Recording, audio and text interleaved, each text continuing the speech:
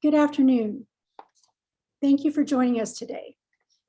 My name is Norma Wills, and I'm the Natural Resources Director for the League of Women Voters of Utah.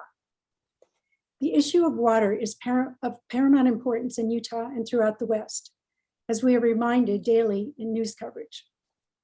Today, we will be exploring the state of the Colorado River and the topic of water conservation. Before we get started, I need to let you know that recordings of this event may not be used without the express written approval of the League. The League will only allow audio-video of this event to be broadcast in its entirety, except by the media reporting on the event.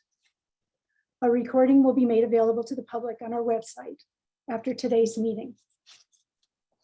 Today, we will be hearing from two speakers.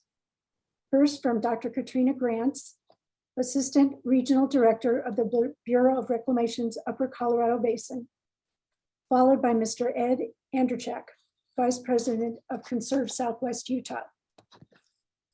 Please submit your questions to our speakers using the Q&A function at the bottom of your screen. We will get to as many of them as time allows. Let me now introduce Dr. Grantz. She holds both master's and doctoral degrees in civil engineering from the University of Colorado and has conducted research in climate variability to improve water management in the American West. She has been with the Bureau for 14 years and will bring us up to date on the state of the Colorado River. Welcome, Dr. Grantz. Thank you, and good afternoon, everyone. It's a pleasure to be here to talk with you all about the Colorado River. I have several slides put together. I'm a visual person, so I like to look at visuals as to provide information about what we're seeing. Let me go ahead and I'm going to share my screen and make sure I'm getting the correct one up. And share. Okay, and I just want to confirm that you all are seeing. If you, Norma, you can maybe give a thumbs up if you're seeing my slides correctly. Excellent. Thank you so much. Happy to be here. And I understand there's a little echo. I will try to mitigate that, but I'll try to keep on talking. Okay. Here to the next slide. So first, I want to give a high-level overview of the Colorado River Basin before we start talking about the current state. I'm going to give a little bit of a history of the basin and then talk about what we're experiencing. I think everyone who has seen anything in the news is very aware of the drought situation we're in the Colorado River Basin and across the entire West. So for folks who aren't as familiar with the Colorado River Basin, this is a map of it on the right side of this screen. The Colorado River Basin supplies water for nearly 40 million people across in the states of Wyoming, Utah, Colorado, New Mexico, Arizona, California, and Nevada. The waters of the Colorado River and its tributaries irrigate nearly 5.5 million acres of land. And the hydropower facilities in the basin, notably Glen Canyon Dam and Hoover Dam, are probably two that you've heard of, supply more than 4,200 megawatts of power to customers and across the western grid. The reservoirs within the Colorado River Basin are operated in accordance with what we call the law of the river. And I'll go into that in a little bit of detail in the next couple slides. But this law of the river governs the operations of our reservoirs as well as the water deliveries downstream of those reservoirs. The law of the river is implemented through operating guidelines as well as agreements. And some examples of those agreements are listed here, the long-range operating criteria or the 2007 interim guidelines that guide operations for Lake Powell and Lake Mead. Minute 323 is an agreement with Mexico. Of course, we have a treaty for delivery of water to the country of Mexico downstream. And then more recently, we've implemented some drought contingency plans, both in the upper portion of the basin and in the lower basin. Big picture, the basin is in its 23rd year of drought, and we'll dive into that in a little more detail.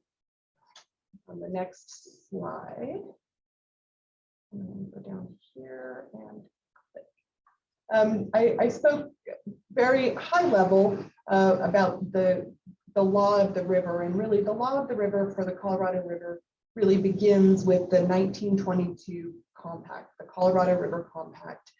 This compact is 100 years old, and it really set the foundation for the interstate water cooperation that really continues today across all 7 of the states in the Colorado River Basin. It gave both the upper and the lower basins the right to develop and use 7.5 million acre-feet of water annually.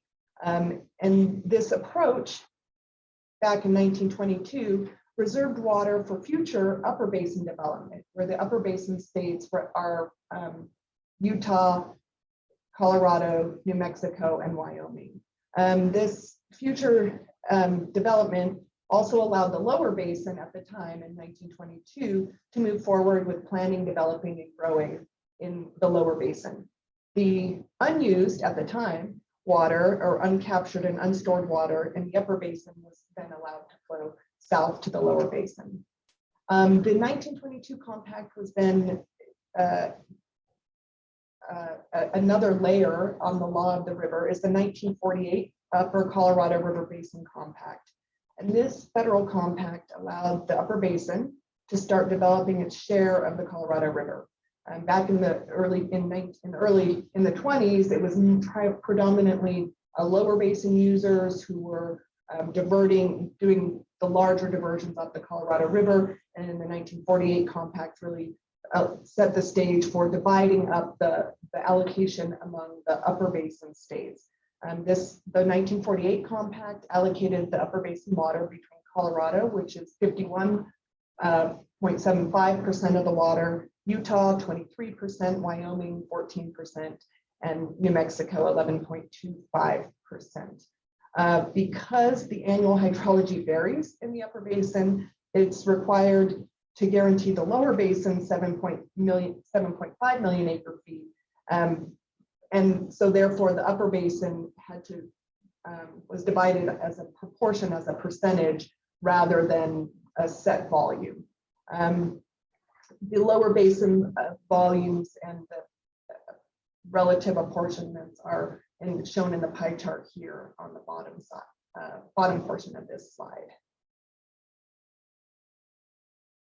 Another important layer or element of the law of the river is the Colorado River Storage Project Act. And this act was initiated in 1956, and this act authorized the construction of what is known as the CRIS, the Colorado River Storage Project.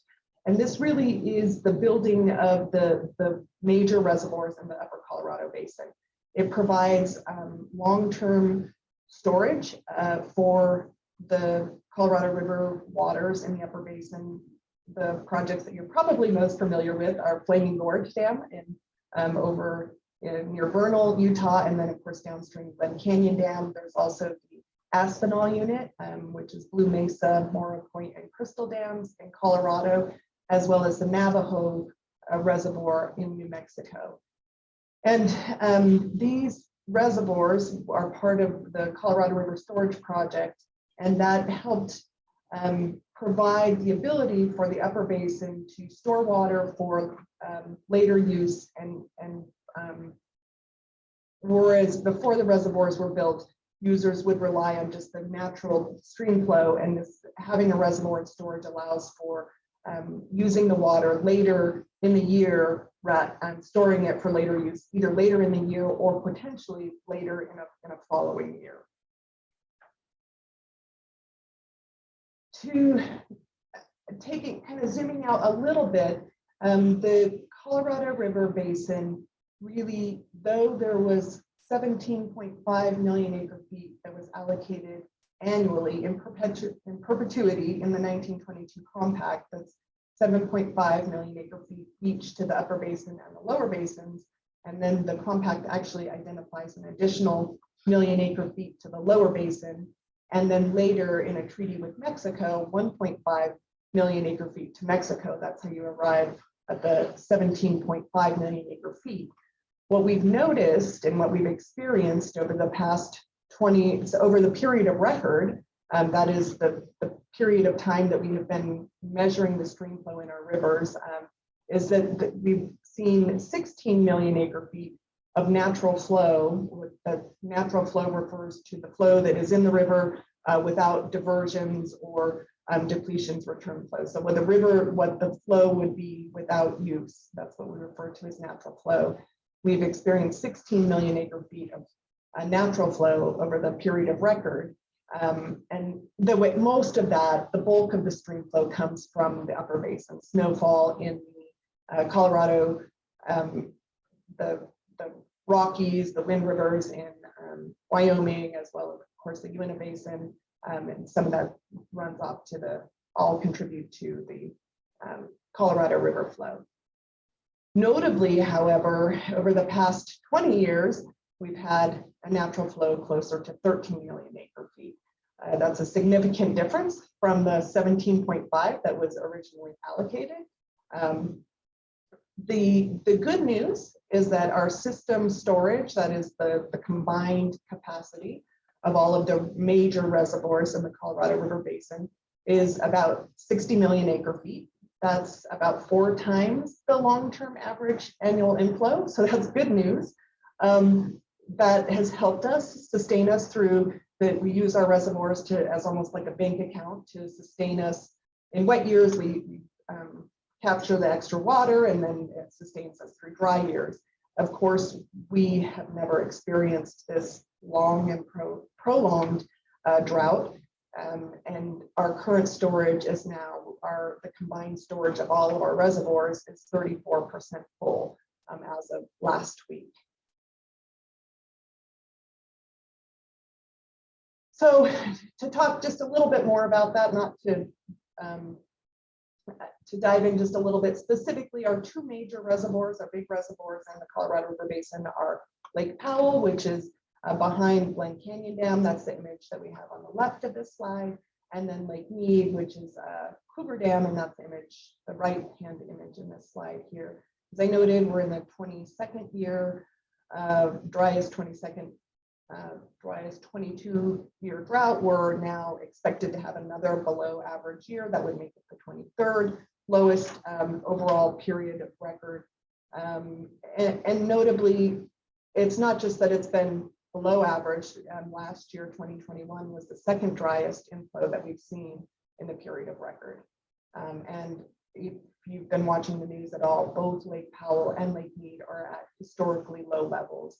Lake Powell is around 3522 feet, and this is the first time that we have operated at this elevation, this level of reservoir, since the reservoir first began filling in the mid-1960s. Lake Mead similarly is at an elevation of 1056, which is, and you can see the percentage full of capacity on the slide here for those 2 reservoirs. So we know that our reservoirs are not as full as we would like them to be. Looking ahead, we look for wet years to help bolster the storage in our reservoirs. And so everyone was hoping for a wet year. And as you can see from this graphic here, we are not expecting another, we are expecting another dry year. What's interesting to note is, so this graphic that I'm showing right here is a plot of the snowpack in the upper, kind of all of the stations in the upper basin above Lake Powell. And the snow is a good indicator of what the total inflow to the basin to Lake Powell will be. So on the bottom, horizontally, we start the water year, we call it, begins in October. That's when the snow begins falling.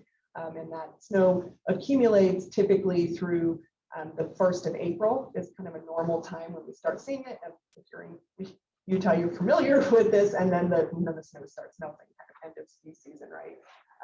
This year, it's interesting. So the solid dark line in the back is kind of the average of historic snowpack above Lake Powell. The red line is what we saw last year, and the light blue line is what we're experiencing this year. You'll notice like it doesn't look that bad, right? Like we say that we've got a note here that says the current snowpack is 82% of median, and you're like, well, that doesn't, I mean, it's not wet, but it doesn't seem like super dry. But the challenge that we're seeing is that because the soil is so dry and because of the warmer temperatures, we're seeing the snow melt run off sooner, and we're seeing less of that snow end up as stream flow in our rivers. And so, for example, though the red line last year doesn't look like it was such a horrible amount of snowpack, we saw that it was the second driest inflow to Lake Powell on record. And again, this year, we get an inflow forecast from NOAA, or the Colorado Basin River Forecast Center, our partners in the National Oceanic, the Weather Service. And that inflow forecast is 64% of average. So though the snowpack was close to 85%, we're seeing the forecasted inflow to be significantly less than that. The statistics kind of here on the right are the volume of water, and as well as normally we present this data either as the April to July season, because that's what we call the runoff season. That's when we get most of the inflow to our reservoirs. Some people like to look at it for the whole water year. So how much do we receive total? And there is some amount that comes from rainfall in the summertime as well. Moving along to the next slide. So you've probably seen in the news a lot of information about Lake Powell and the elevation, and this is the lowest that we've been since the reservoir was filling. So what does that mean? Why are we so concerned? What are these elevations? What exactly does that mean? This graphic that I'm showing on this slide is an image of Glen Canyon Dam, and if it were full, it would be 3,700 feet, and that elevation is really just a datum for that we measure against the above mean sea level. So it's all relative, but we tend to throw these numbers around, and we've been used to the basin. When we were in the basin, we kind of repeat these numbers. But the main point is the difference between the elevations that we've cited here. And so currently, you've probably heard about elevation 3525.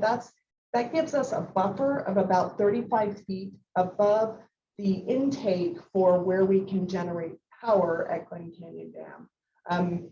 That we just recently dipped below that elevation. We really wanted to stay above 3525 because that gives us time to move water from upper basin reservoirs and time to plan accordingly, so that we, if at all possible, we can implement measures to avoid going below the elevation 3490. That 35-foot buffer, we are now into that 35-foot buffer, and that gives us, now that we are in that elevation zone, we're paying attention to and gathering information about what it would mean operationally if we were to go to 3490, and as we would potentially dip below elevation 3490. So as the elevation declines in Lake Powell, we see decreased amount of energy that is generated from Lake Powell because there's less pressure. So there's less, the hydropower generation is less efficient. We also see warmer water temperatures released downstream into Glen Canyon and Grand Canyon downstream. There's also the potential for those warmer water temperatures, as well as higher or lower dissolved oxygen, which can cause issues for fish downstream in the Grand Canyon, as well as we are seeing entrainment or passing of non-native fish as the reservoir elevation declines, actually passing through the dam to the Grand Canyon. As we get close to elevation 3490, that's the elevation that at which we can no longer generate hydropower. We do still have a means to release water through Glen Canyon Dam below this elevation. As you can see in the image here, we can release water through what are known as bypass tubes, or that is a lower elevation. That water is a backup to the power plant. These are the same tubes that we have used for high flow experiments when we release water through both the power plant and the bypass tubes. And those, so we can still get water out of the dam below the elevation at which we cannot generate power, but it is, we have concerns about the amount of water that we can physically release through the dam. And additionally, there's just not that much water stored once the reservoir elevation declines.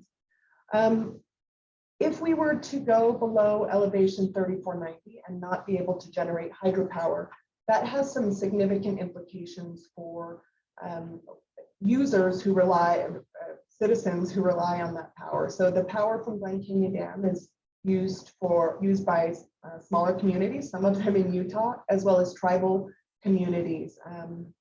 That power from Glen Canyon Dam is an important element in stabilizing the electric grid in the West. Glen Canyon Dam is a backup power supply, for example, when there's a heat wave in California. Glen Canyon Dam will release more so that it can generate more power and help balance the grid. Or similarly, if there's a cold snap in Texas, Glen Canyon Dam helps overall in the power grid stability. Additionally, the money that is generated from selling that hydropower is used, Bureau of Reclamation uses that for the operation as well as the maintenance of Glen Canyon Dam, so that the money that we get from selling, for the Western Area Power Administration gets from that, is important for our operations and maintenance. But additionally, we use those revenues for our environmental programs, the Glen Canyon Dam Adaptive Management Program, as well as salinity control and water quality in measurements in the basin. So the hydropower is extremely important, but additionally, we don't want to go below elevation 3490, because as we start approaching that lower intake, we have concerns about physically being able to move all of that water out, as well as the potential to, as the elevation declines, we can start seeing vortices forming, potential for air entrainment. And so we're just not we haven't operated at this level before in the past. So we're gathering as much information as possible, but we aren't as confident in operating at a level through the bypass tubes only as the sole means for releasing water through Glen Canyon Dam. So what are we doing about it? And this is, I believe, my last slide. So Reclamation has been doing a lot of coordination with stakeholders across the basin. We've been coordinating with basin states, the 7 basin states. We've been coordinating with tribal partners, the 30 basin tribes, as well as other entities. Our Mexican counterparts, we've been meeting with them, with congressional representatives, with non-governmental organizations, with our federal partners at the Western Area Power Administration, Fish and Wildlife Service, National Park Service. So we've been doing a lot of coordination, in particular over the past several months, as well as over the past years. This isn't like a shock. The thing about a drought is that you see it coming, but it does take a lot of coordination and a lot of action at multiple levels of across really society and across the, and I understand Ed is going to present some more about local responses. So it really involves all levels of society really to get behind and take actions to respond. So at the federal level, through our coordinations with all of the partners that I've been describing, we have implemented a drought contingency plans, and that's really has 3 main elements. That was in 2019, both through, which has the elements of reservoir operations, which I'll talk about in a minute, demand management, and also weather modification. Specifically relative to reservoir operations, but essentially the upshot of that is moving it's not a silver bullet, and none of these are silver bullets, but moving water from upstream reservoirs to protect critical elevations at Lake Powell. And we started that last summer, actually, in July through October of 2021. We moved 161,000 acre feet from Flaming Gorge and Blue Mesa downstream to Lake Powell to kind of initiate. We saw that this was something that was going to occur, that we were likely going to see Lake Powell declining given the forecast we were seeing. And so we initiated initial actions last year. We also held back some releases in early January through April this year, 350,000 acre feet, to kind of mitigate that normal dip that we see in a reservoir elevation before the spring runoff starts coming into the reservoir.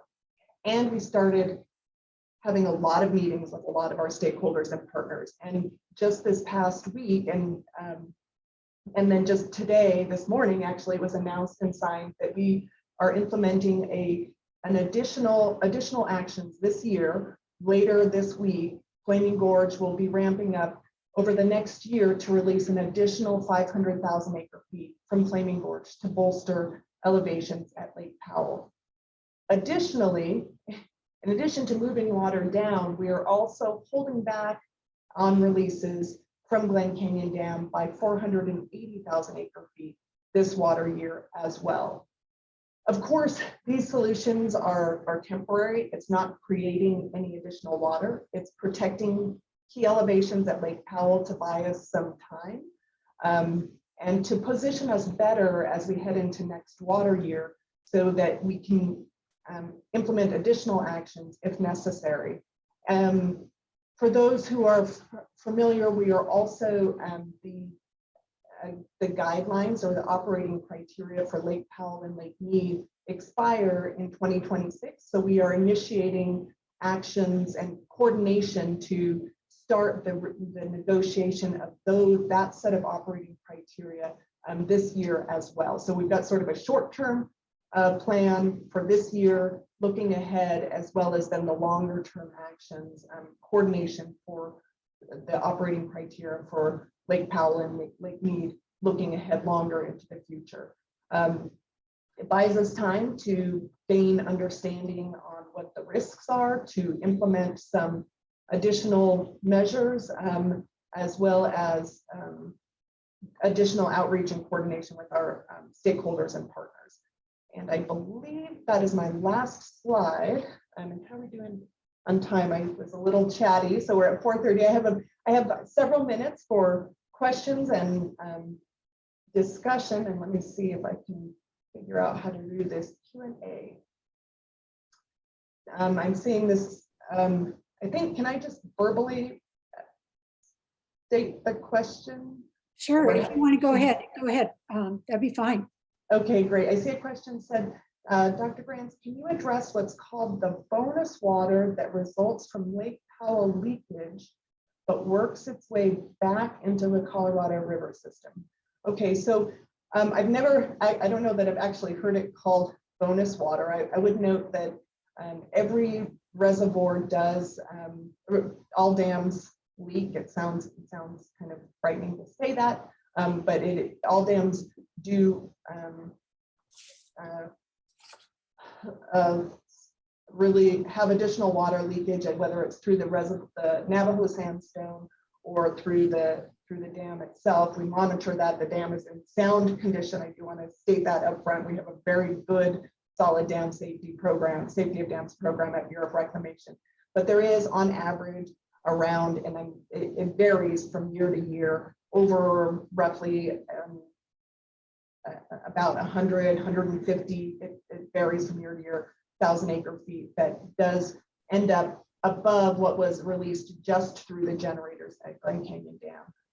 That works its way back into the Colorado River system. The the delivery point for water for let me be specific. The Colorado, the release, the interim guidelines, the operations for Lake Powell talk about the actual release measured at Lake Powell. So that's what we measure as the release from Glen Canyon Dam for operations of Lake Powell and Lake Mead. That additional water goes into the system and is part of the overall river system. I'm not sure if I'm answering that question correctly. I'm not sure if I'm getting at the crux of the question, but I will go with that answer. And if there's follow-up, I'm happy to answer it. The next question that I see is your basin slides show that the lower basin gets percentages of the lower basin water, but aren't there actually firm numbers like 4.4 million acre feet per year for California? So it is allocated in the lower basin on specific numbers in terms of million acre feet of water. That is correct. There is a key provision in the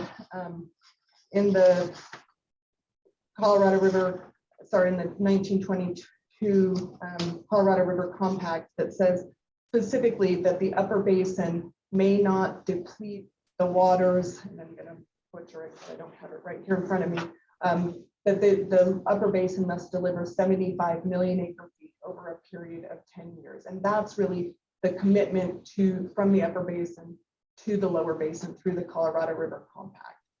The way that the 7.5 gets divided up among the lower basin does come to specific numbers. However, if the upper basin is delivering the 75 and 10, the lower basin would then need to account for that accordingly. Dr. Grantz, I have a question. Sure. Is there sufficient water in the Colorado River system to support any new water diversion projects? That's any new diversion projects. You gave me the zinger, didn't you? Certainly there are projects on the books. It depends on if there's what the future hydrology shows. It will be in wet years. Yes, there may be, but in dry years, it would be very tough to support additional uses. So there's not a hard and fast yes or no to that, but there are certainly the amount of water that we have seen has been declining over the years, the amount of inflow, and though our uses haven't continued growing as much as we originally anticipated, frankly, because the supply is lower than what we originally allocated, will be challenging to continue meeting all of the future demands if we see inflows in the future as like what we're seeing now. Great. I don't see any more questions unless I don't. So I know you have to leave for another commitment, but we really appreciate your spending time with us today. It's a very informative presentation, and we thank you for your time. Thank you very much. I'm happy to be here today. Thanks for the questions. So now that we've heard about the supply side of the water equation, we'll turn to the demand side of the equation with Ed Anderack, Vice President of Conserve Southwest Utah. Mr. Anderack trained as a chemical engineer, earning his undergraduate degree at Virginia Tech and a master's degree in business at UCLA. He decided early in his professional career to move from a petroleum refining path to one focused on environmental remediation and compliance. He has spent the last 35 years working with teams of engineers and scientists to solve challenging environmental problems. He will speak about building a water conservation culture in Southwest Utah. Welcome, Mr. Anderack. Thank you, Norma, and thanks for everyone attending here. I'm going to take this lens. You know, we're looking at it from the satellite view that Dr. Grantz showed us of 7 states and a Colorado River that flows more than 1,000 miles from its headwaters to where it discharges into the sea to our little community here in Washington County. And, you know, my premise, because I moved here 2 years ago in May of 2020 in the midst of COVID. And for a year, I just sat around and thought, man, we use a lot of water here in the desert. And with COVID, I had a lot of time to ponder that question. And then the last year, I've actually beaten the bushes and gone out and researched what the cities and the county and the Washington Conservancy District are doing, read every technical paper, every book, every article that I could read, and try, use maybe a little bit of my engineering brain and project management brain to come up with, well, what does the water balance really look like? And what are we doing specifically in Washington County? So my premise, and there's no way I'll be able to cover it in 10 minutes, but at least we'll get started, and maybe it'll get me or garner me a return visit at some point. I don't want to be too presumptuous, but my premise is, as a new resident to our region, why don't we do a much better job using and conserving water here in Southwest Utah? And I recognize that some people are 5th generation pioneers, maybe even on this call, and I've only been here 2 years, and what gives me the right to question, how we run our business here in Southwest Utah. But I have been all over the world. I've seen all kinds of things. I've seen water usages. I've seen deserts. I've seen droughts, and cleaned up sites from here to Slovakia or wherever. And my view is, maybe I have an outsider's view. And until I lose that outsider's view, perhaps, the county and the city managers and others could benefit from my view. So, really what it comes down to here is, I think the WCD does a pretty good job of finding water for us, currently. I've learned from sitting in their meetings that they have run out of water a few times in the last century, several times, and even with a growing population, they've gone ahead and managed to find new water sources. But what strikes me, and struck me from the beginning, is we have very little precipitation. We're in a 22, now 23-year drought. UCLA researchers have claimed from tree rings that we're in a 1,200-year drought, meaning it hasn't been this, dry for 22 straight years since, the second to last millennia, 800 or 900 AD. And then on top of that, we've got climate change. And then finally, the crucible that we're living here in Southern California is compounded by being #1 county in the country as far as growth goes. So we've got all these things sort of working against us. And the more I think about it, I don't think we're going to be, it's great that we're pursuing secondary sources, whether it is the Lake Powell pipeline, or it is the deep wells that permit applications the WCD was pursuing last week. But right now, they aren't feasible. So a secondary source isn't going to save us right now. Certainly not with the levels of Lake Powell that Dr. Grantz talked to. And so it's time, if you look at the water balance, how do we fill this bathtub up here in Southwest Utah? The conservation, reuse, and other terms that contribute to water conservation, all the things that would constitute water conservation need to be pursued. And so what is water conservation? Everybody thinks the only thing we need to do is tear out our lawns and we're set. Well, if you look at the November 9th Water Summit that was held by the WCD with the counties and the cities in Washington County, there were 20 things on their list just for residential and commercial businesses.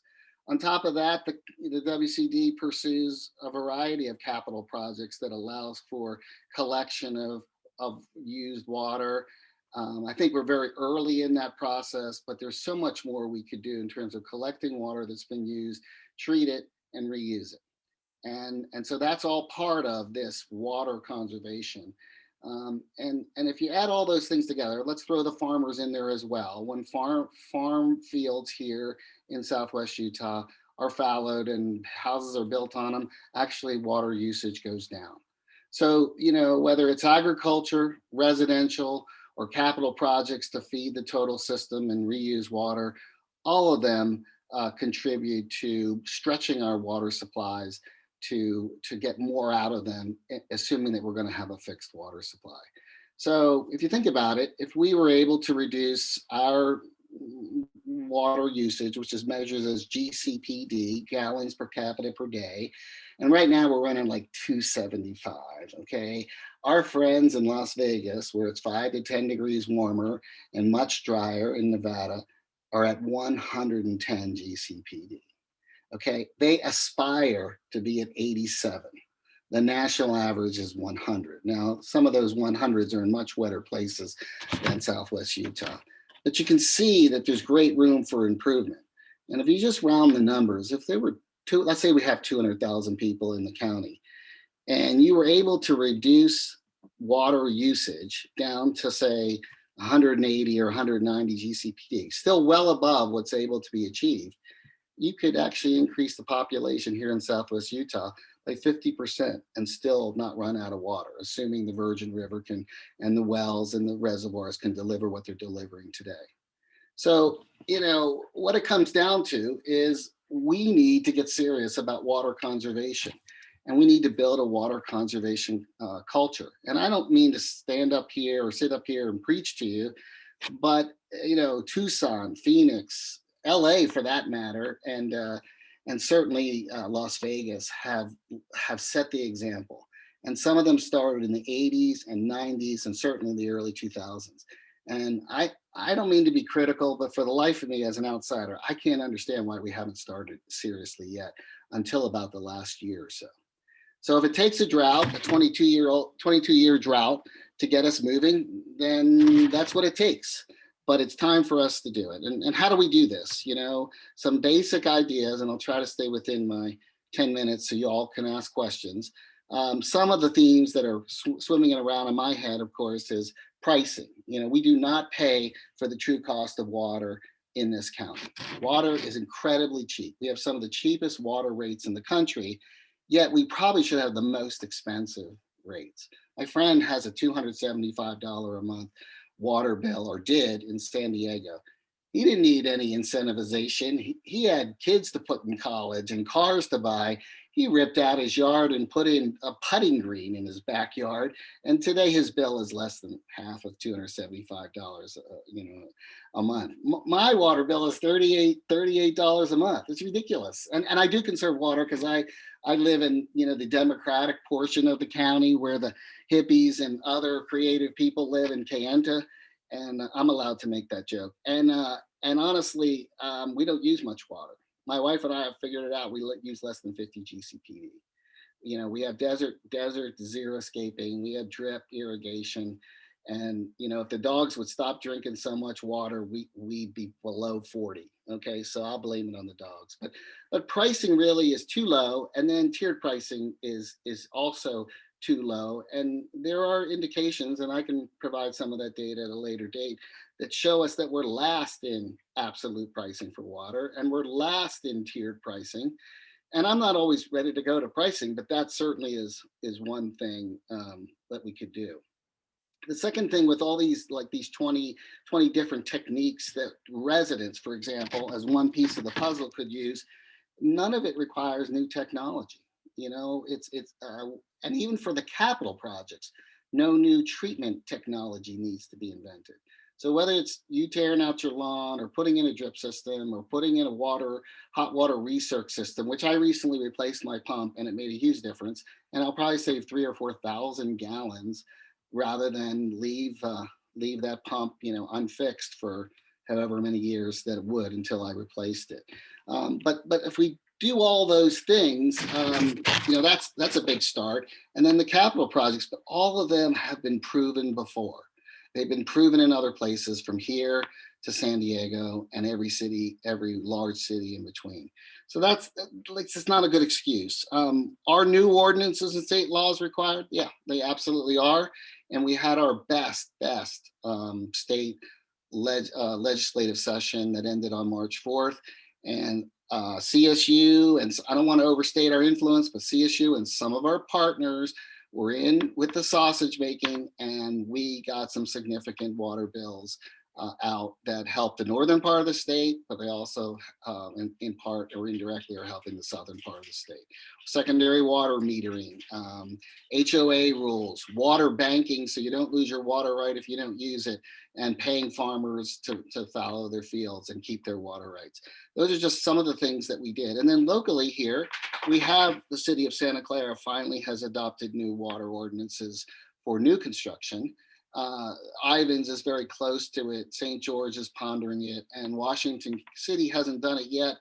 But they, in the meantime, have put in a smart water metering system for all the residences, and that's been proven. If you know how much water you're using, you'll actually reduce it by 30% if once you know the number. And this system will allow people to read their water usage real time on their phones. So I don't want to beat up on any city. Now, some of them will use that saved water to build more houses. And my hope is that some of them will save that water and not build new houses, or maybe build fewer houses and net some of the water savings to the overall regional water balance. So these are the kinds of things that I'm thinking about. Building a water culture is not easy, but again, we have go-bys, we have examples. And I know, one of our colleagues, Zach Renstrom, who is the general manager for Water Conservancy District, he's been around the region and he knows of these things. And I feel some empathy for him because I think he has a tough job. I think there's lots of stakeholders. There's people like me at Conserve Southwest Utah, my colleagues that are always pulling at his pant leg and saying, hey, you need to conserve. And then there are others, that were saying, we need to grow, Zach, and you need to go find the water and you need to deliver to us. And we don't want to hear any excuses. And then everybody in between. So I think he has a tough job. I think our job, whether it's the League of Women Voters or Conserve Southwest Utah or anyone else that's involved in this, should be there to help him. I don't want to be too much of his buddy, but at the same time, I don't want to be his nemesis. So I want to find that balance where all of us can help him, help the cities and help the counties, whether it's education, whether it's workshops, just being difficult in the news, making good stories that counter their viewpoint, or working with the state legislator to get both legislation and money flowing our way to change the water picture in Southwest Utah. And I think with that, I have to pause. I could talk about this all day. There is a little, aside is that my wife, when we have guests, she's from Pittsburgh and we've lived all over the country, but when guests come, she answers the door and she whispers just out of my earshot, and I heard her a couple times now, she tells her guests not to use the word water in front of Ed because it's a trigger. And so the joke there is, if you say water to me, then you better pull up a chair, and maybe 4 or 5 hours from now and a couple glasses of wine or another beverage you'll be done and I'll let you go home. So for me, it's passion, and I hope to make a difference. And I have a great team here at CSU. We have great partners. And again, we're here to help our elected officials, but we're also, in some cases, going to have to stand our ground when we think a project isn't beneficial for all the elements of keeping Southwest Utah a livable and sustainable place. That's all I can really, I think, fit in, Norma, and I'll take questions if that's helpful. Yeah, I don't see any in the Q&A right now, but I have a question. What do you think the most effective thing you can think of? You talked about water pricing. Is it that, or is it somehow changing the mindset of people to really understand that we live in an arid climate, and that we're going to have diminishing water supplies as time goes on, as the planet warms? Yeah, I think it's multifaceted, and because others have done it and it's taken a decade or more, I honestly think it needs to be accelerated. But what does multifaceted mean? I think we need to be educating the kids in school. We are constantly writing bulletins to our membership, but we need 100,000 people as CSU members, not 3 or 4 or 5,000. So I think education is a part of it. Honestly, ordinances, in some cases, you have to tell people that there's a new rule and this is how it goes. Now, it's a little easier for new construction. So builders are, if they're not going to get their, their release or their impact, statement or whatever required to get their water, they're going to be held a little more hostage, and they're going to do what the city or the county asks them to do. But we have a whole installed base of people here with, high flow toilets and not recirculating hot water and big sprinkler systems in their, 8 acres of grass. And though a lot of people talk about, well, legally they're grandfathered, you can't touch that. My answer is, if we were all going to have a tap out of water next month where you turned on your tap and nothing came out, we would attack that installed base. And why we're waiting and, sort of dipping our toe in the deep end on conservation, education, and capital projects, reservoirs and reuse reservoirs that some are in progress and some aren't by the Water Conservancy District. We have to do all those things and faster and more furiously, I think, to get to build that culture, but ultimately to achieve results that are meaningful, because our population isn't growing. I mean, the piece I'm leaving off for you all is that, we're not touching growth, but I think, there's lots of panels and things that are convening and have convened that do talk about, smart growth. And I don't want to be that town in Ohio where the auto plant's closed and nobody has a job and everyone's living on unemployment. But at the same time, I don't want to be first, the fastest growing county, in the country when the next census comes out. I mean, I think that we've got to start thinking about growth as a piece of the puzzle, which gets everyone excited. But look, it's all about balancing water supply and water demand, and conservation is a key element of that. Right. So we do have another question here from Carol Strawn. She said, how did you get conversations going with legislators this session? How did that good legislation get passed? Yes, so I guess we can name our partners, but some of them are Utah Rivers Council. There are some other lobbyists and consultants that work in the water area, and a study of sort of past legislative sessions that we've learned is that you think you're going to get something passed, but somewhere between before it lands in committee to getting out of committee to ultimately getting onto the floor of the House and the Senate, things can get killed. And it's often not, as we know from our own US Congress, it isn't always logical. Sometimes it's political or it's trading of favors or something.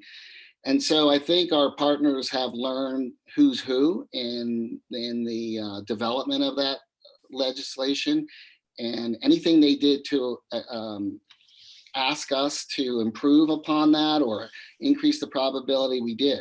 So for example, I wouldn't have guessed this, but one of our partners at URC had said, if something looks like it's going to go through, don't have a big campaign for all of our members, including people like yourselves. Send it in and say, go team, and cheerlead that one on, because it'll call too much attention to it and it might fall by the wayside. Now, to all of us on this phone, it sounds pretty counterintuitive, but you can teach an old dog new tricks, and I'm the old dog here, and I'm thinking, wow, okay, so if they tell us to ease up because that one's going through, then ease up. And then if there are other ones that are just bad, yeah, it makes sense to stand up and to beat your chest and have a campaign and try to kill off a really, really poor water bill that might be a waste of money or environmentally damaging. Sure, you can do that. But again, we're learning as we go. And it seems like with our partners, we change. Conserve Southwest Utah, again, do not want to overstate what we did at the state level. I think we're more effective at the local and regional level. But we are trying to, work through things even at the federal level. If you know of our work to protect public lands, we're working with lawsuits in the 3rd District Court of Washington, D.C., and we're sending letters to Deb Holland, and your team here in the league, the league is supporting that. And we love that. So we'll take it all the way up to federal and state, but it really depends on what the issue is and what's most effective. Right. It looks like we have one last question here. It says, Mr. Anderack, the water ordinances under review still allow grass and more than I had 20 years ago. Doesn't look like we're moving in the right direction. What are your thoughts? It's a great observation. And at the November 9th summit, we were in attendance, a number of us from CSU, and somebody asked that question, and can't remember if it was square footage or percentage, but whatever it was said was, hey, that's more than the average is now if we adopted this new ordinance. And I will tell you that there was a hush that came over the crowd, like, what are we doing? And to your member's question, we're going backwards. Now, I need to go follow through on that and follow up on it, because we were promised that, the cities and the county and the WCD would look at that and make sure we're not going backwards, that in fact we're making a significant reduction. And if it ends up that all the cities adopt a lenient grass code, it's highly disappointing, and it is a waste of time, and we're actually going backwards. And I'm sorry to be so opinionated at this point, but it's right up there with, why doesn't this apply to existing construction as well as new construction? We really have to get serious, and I don't know why it's so political. I really don't. Maybe I'm naive, but seems like now would be the time after 22 years to make a change. Right. Well, thank you very much for sharing your insights on ways to build a water conservation culture in Southwest Utah. It's a challenging problem, but clearly one that needs to be addressed.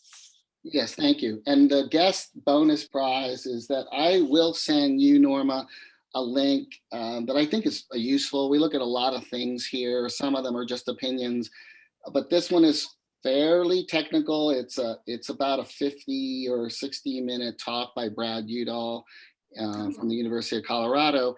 And it kind of bridges what we're trying to do here, but also ties it together with the Colorado River. And it's quite quantitative, but it's kind of presented on the 12th grade level. And so as a result, we all can tolerate it. He doesn't use too much jargon or words that we don't understand. But I will send it along, and I encourage you, if you get time, to watch it, and it'll kind of give you the big picture and things that we weren't able to cover today. Great, I appreciate that. Thank you. Okay. So again, I'd just like to thank both of our speakers, Dr. Katrina Grantz and Mr. Ed Anderack, for speaking with us today. I would also like to thank Amy Andreessen in the Public Affairs Office for the Upper Colorado Basin, and Peggy Carrico with the League of Women Voters for their help in arranging this event. In closing, I'd like to share a little bit of information about the League. Let's see if I can do this quickly.